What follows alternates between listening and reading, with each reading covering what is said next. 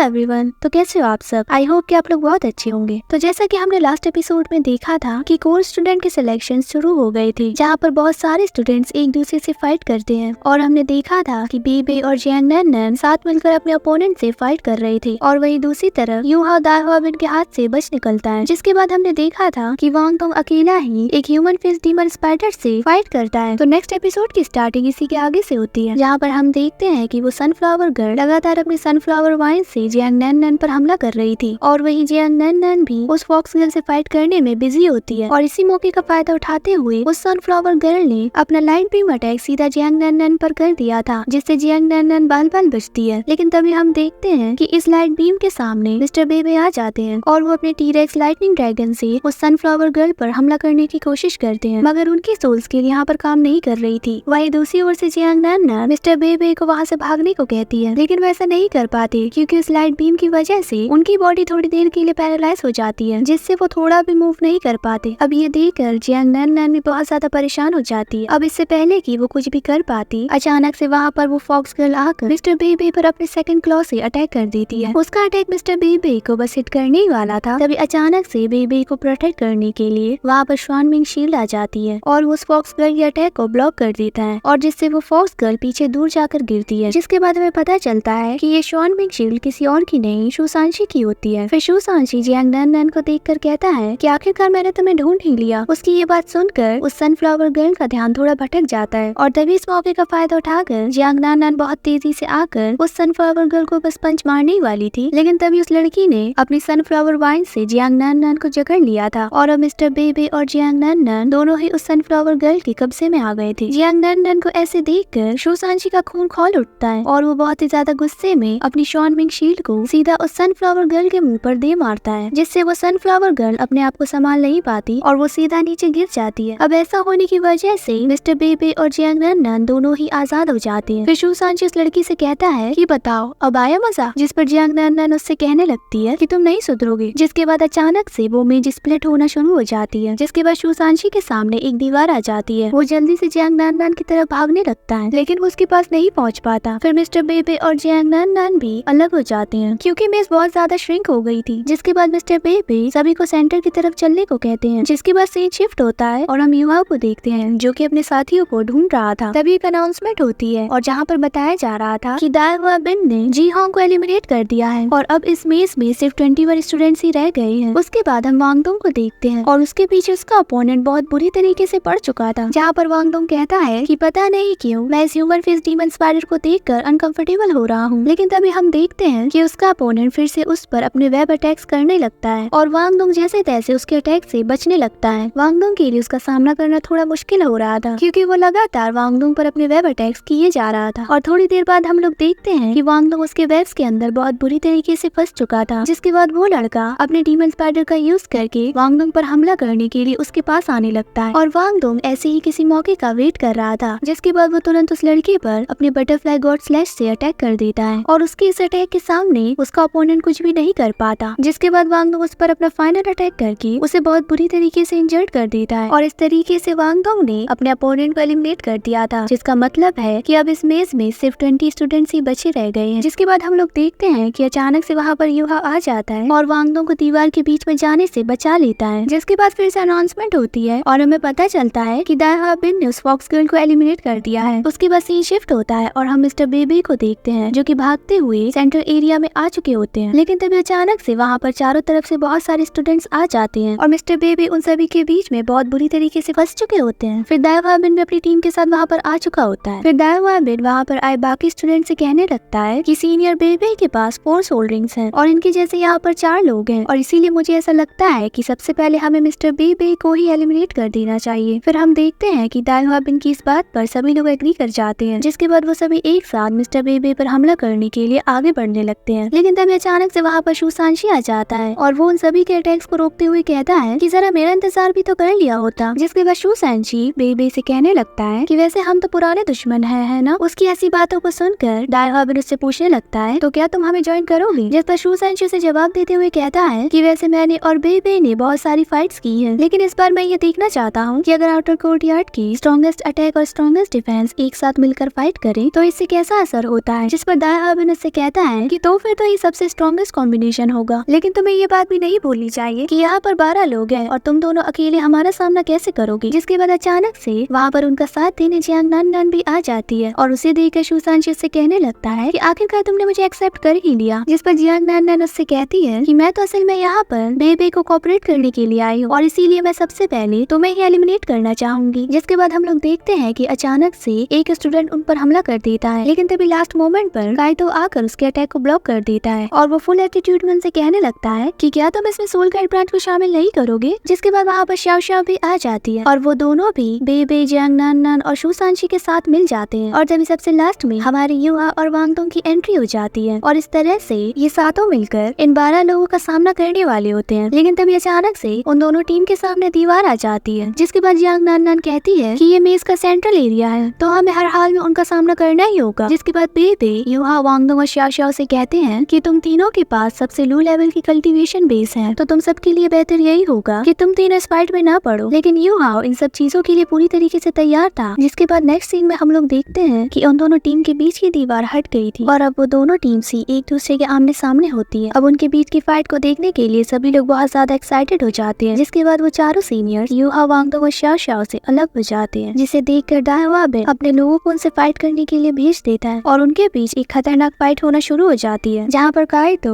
उस sunflower girl पर attack करने लगता है। लेकिन तभी अचानक से एक स्टूडेंट आकर उसे अपने शील्ड से बचा लेता है। जिसके बाद हम जियांग नान को देखते हैं जिसके पीछे वही ट्विन सिस्टर्स पड़ी हुई थी। फिर वो मोटा लड़का भी जंप करते हुए आकर जियांग नान पर हमला करने लगता है। लेकिन तभी हम देखते हैं कि शूसानशी वहाँ पर आकर जियांग नान को बचा लेता है। फिर हम दाइवाबिन को देखते हैं जो कि युहा से कहता है कि वो सारी सीनियर्स तो तुमसे अलग हो गए तो अब तुम्हें हमसे कौन बचाएगा। अब ऐसी सिचुएशन को देखकर एल्डर जोंग कहने लगते हैं कि बेबे ने अटैक करने के लिए बाकी लोगों को अलग कर दिया, लेकिन उससे इतनी बड़ी गलती कैसे हो सकती है। फिर मुजिन भी मिज़ाओई को चिढ़ाने लगती है। जिसके बाद डीनियान कहते हैं कि युहा की मेंटल पावर बहुत ज्यादा स्ट्रॉन्ग है और इसीलिए ही वो कमांड देने में बहुत ज्यादा टैलेंटेड है और ये सब देखकर यही लगता है कि ये युहा की ही प्लानिंग है। जिसके बाद हमें थोड़ी देर पहले का सीन दिखाया जाता है जहाँ पर वो सभी डिस्कशन कर रही थी और तभी युहा ने प्लान बनाया था कि वो सभी दाइवाबिन के सामने आ जाएंगे क्योंकि वो उसे देखते ही उस पर अटैक करने की कोशिश करेगा। जिसके बाद शाओ शाओ अपने कॉल्ड्रन का यूज करके उन्हें थोड़ी देर के लिए रोकने में कामयाब हो जाएगी। साथ ही युहा अपनी मेंटल डिटेंशन का यूज करके मैच के सिचुएशन को बाकी सभी को बताता रहेगा और युहा के पास शेयरिंग स्किल्स भी है जिसकी मदद से वो सभी कॉम्बैट पावर को बड़ी आसानी से शेयर भी कर पाएंगे। और जिसके बाद हम लोग देखते हैं कि वो सभी अपने इस प्लान के अकॉर्डिंग फाइट करना शुरू करते हैं जहाँ पर वांगडोंग और दाइवाबिन के बीच एक बहुत ही शानदार फाइट होती है। वांगडोंग अपने विंग्ड कटर से उस पर अटैक कर रहा था, लेकिन तभी दाइवाबिन समझ जाता है कि ये तीनों इन सभी में सबसे ज्यादा वीक है और इसीलिए वो जानबूझकर उसे अपनी तरफ अट्रैक्ट कर रहे हैं, जबकि उन्हें सबसे पहले बेबे और उसके जैसे फोर्स होल्डिंग वाले सोल मास्टर को हराना था। जिसके बाद दाइवाबिन अपनी टीम के साथ वहाँ से पीछे हटने लगता है। जिस पर शाओ शाओ कहती है कि क्या हम इन्हें ऐसे ही जाने देने वाले हैं। जिस पर युहा उससे कहता है कि इसके लिए भी मेरे पास एक प्लान है। फिर हम दाइवाबिन और ज़ुलू को देखते हैं जो कि मिस्टर बेबे पर हमला करते हैं और वहीं दूसरी तरफ युहा अपनी मेंटल पावर को यूज करके वहाँ पर हो रही सब चीजों पर नजर रखे हुए था और वो बेबे से कहता है कि अगला एग्जिट 3 o'clock पर अपीयर होगा। जिसके बाद बेबे युहा की बात मानकर तुरंत उस तरफ बढ़ने लगता है। जिसके बाद युहा बाकी लोगों को भी गाइड करने लगता है। दाइवाबिन और उसके साथियों ने अचानक से बेबे को घेर लिया था और हम बाकी लोगों को भी देखते हैं जो कि ऐसे ही गिर चुके थे। ये देखकर तो मुजिन की खुशी का कोई ठिकाना ही नहीं रहता। जिसके बाद हम लोग देखते हैं कि वो सभी लोग एक साथ एक टाइम पर उन चारों पर हमला करने लगते हैं, लेकिन तभी अचानक से यहाँ के सारे एग्जिट एक बार में ओपन होते हैं जिसका फायदा उठाकर युहा और वांगडोंग ने पहले ही अपनी फ्यूजन स्किल को एक्टिवेट कर लिया था। अब इससे पहले कि वो सभी अपने आप को बचा पाए, युहा और वांगडोंग ने तुरंत अपनी फ्यूजन स्किल को डायरेक्टली उन पर यूज कर दिया था, जिससे कि वो सारे के सारे बहुत बुरी तरीके से इंजर्ड हो जाते हैं। अब उनके ऐसे प्लान को देखकर वहाँ पर मौजूद सारे लोग बिल्कुल दंग रह जाते हैं और फिर मिज़ाओई कहने लगती है कि युहा और वांगडोंग ने उन सभी से डायरेक्टली फाइट करने के लिए बेबे का यूज किया। इस फ्यूजन स्किल में सच में कमाल की पावर है। फिर डीनियान भी कहने लगते हैं कि लगता है कि इन दोनों की फ्यूजन स्किल 100% सूटेबल है। जिसके बाद हमें दिखाया जाता है कि वो सभी 12 के 12 लोग एक साथ एलिमिनेट हो जाते हैं और जिसका मतलब है कि युहा और उसके साथी इस बैटल के विनर हैं। ये देखकर वहाँ पर मौजूद सभी लोग बहुत ज्यादा खुश होते हैं और वो सभी उनके लिए तालियां बजा रहे थे। उनकी जीत पर तांगिया भी बहुत ज्यादा खुश होती है। तो अब ये सातों श्रेक एकेडमी के न्यू श्रेक मॉन्स्टर्स हैं और इसी के साथ ये धमाकेदार एपिसोड यहीं पर एंड हो जाता है। जल्द मिलेंगे नेक्स्ट एपिसोड में।